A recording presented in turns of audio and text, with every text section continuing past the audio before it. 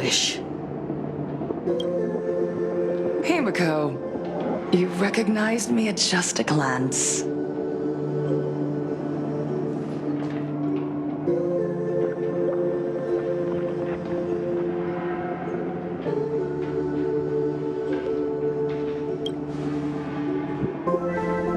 I am here to mourn that dusk from 15 years ago. Before making any major decisions, I always come here to sit in silence for a while. I thought Himeko was at school like the rest of us that day. When I saw Belle lying in a pool of blood, when I was crushed under the collapsed wall and unable to breathe, the thought crossed my mind.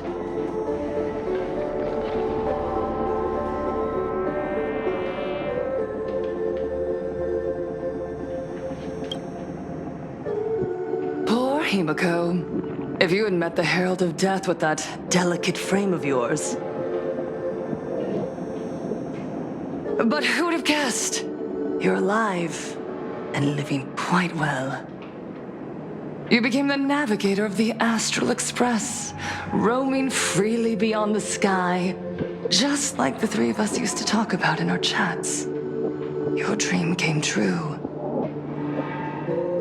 Congratulations are in order.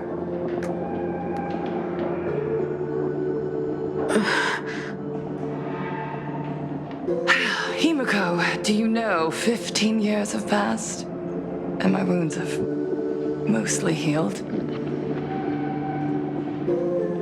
Regrettably, there are some scars and emptiness that time can never heal. Look around.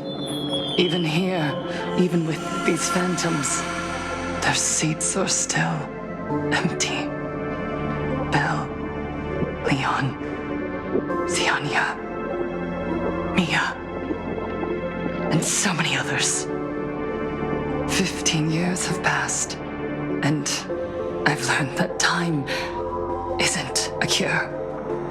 It's a shroud, binding itself around me, layer upon layer. So I made a decision. I'm going to tear it open. I'm going to let everything bloody and unforgettable beneath it see the light of day again. See the light of day? You were a victim of the Herald of Death, only to become the second Herald of Death yourself? You intend to use a power you can't possibly comprehend to win the Phantasmoon games. How are you any different from that monster back then? From the monster that took your parents' lives?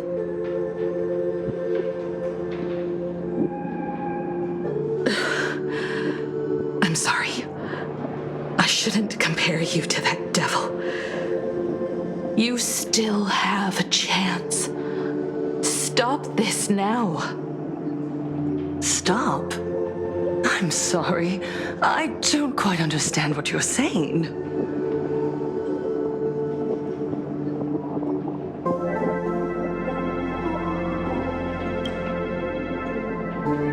I would advise everyone to think twice before making rash accusations.